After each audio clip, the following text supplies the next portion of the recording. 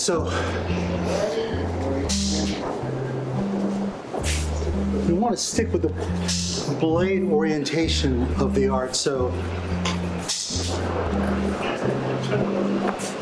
we'll want to always use the flat of the blade or the back of the blade. You'll see the back of the blade, give me number 2, might be here.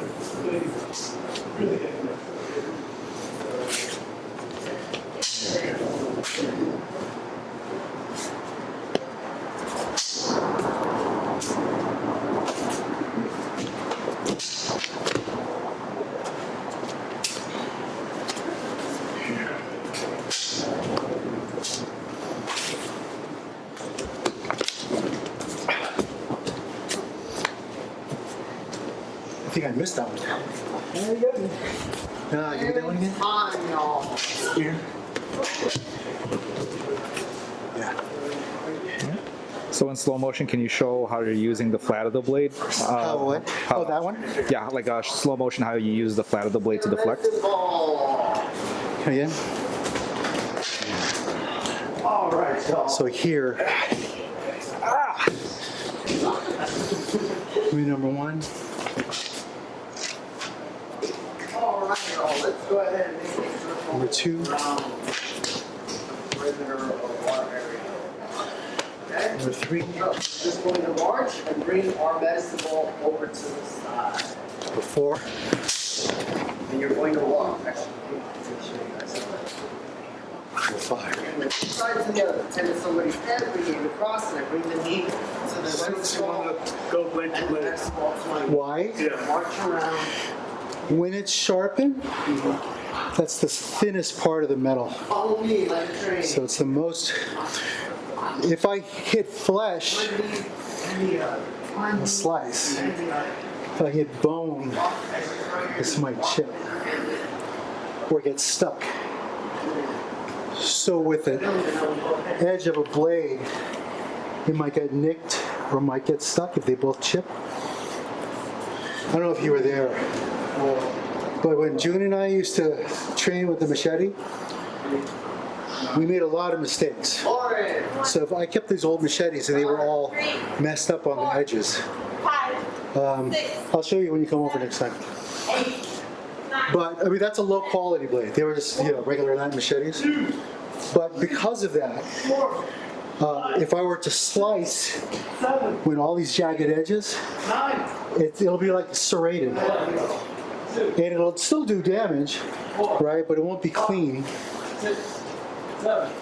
So I want to protect the edge, especially if I only have one blade. 2, 3. Like in the old days, you didn't have a lot of money, you don't have a collection, you just have whatever you're using in your family. 1, 2, And so I will use this side 4, 5, 6, 7, 8, or 9, damage. 10. Okay. 1, 2, 3, 4, 5, 6, 7, 8. So even if we do One more. 1, Albanico, we'll do the edge. So rather than using the side of the blade, 8. which is what you're usually doing when you have a stick, Get with your partner. Go ahead and drop the light. here, You can drop it'd be one here. medicine ball. Hang on to one. Hang on. That's your Albanico with the blade. All right. On your backs. That makes sense? It's Albanico. Good, but make sure it's cutting through that center. We have one person on the outside. That's a blooper. You disarmed yourself. Okay, so even when we practice disarms with the blade, 40 sets. Ready. Go. we try to make sure that we're getting the flat of the blade. And so this is not the edge. Again. Here. Okay. So this is our number 1, using the flat or the back.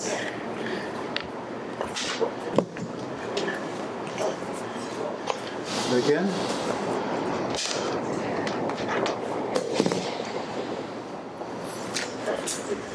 All right, give me 4. So if I try to catch it, I'm going to be here.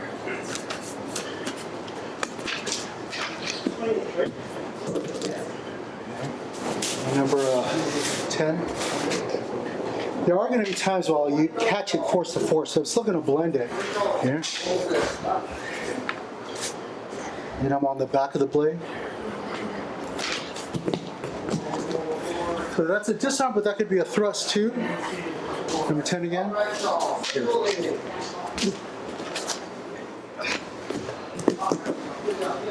Again, because I cut myself.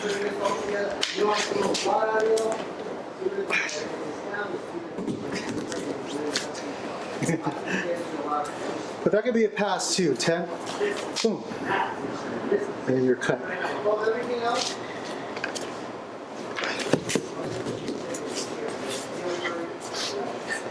So with the sword, things are different, right?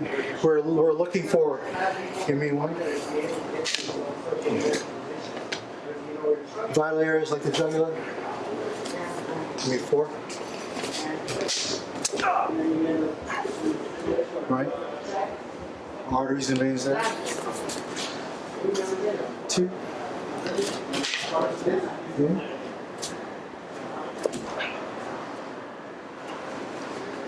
So one of the things we're not doing is, what we like to do is train against multiple attackers too. Usually the mode of instructor is one-on-one, like we're in a duel. All right, give me number 1. So I have one attacker, one problem to solve. But I always have to be aware of who's around me. So I gotta cut and spot who's next. 2. Here. Cut and look behind me while this person's cut.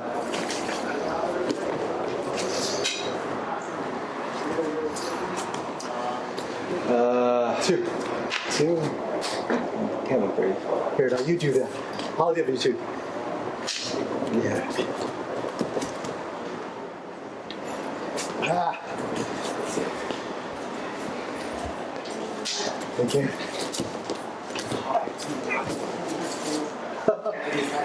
I think we're getting sweaty and tired, so. So we're using the trainer blades so that we can be reminded of where the edge is.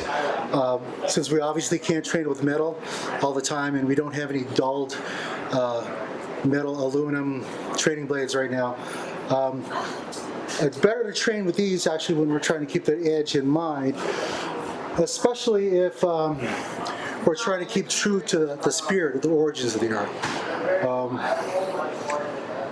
You know, all the origins of the art use the various blades from throughout the country, so we want to be able to kind of preserve that, the spirit of that with all our students.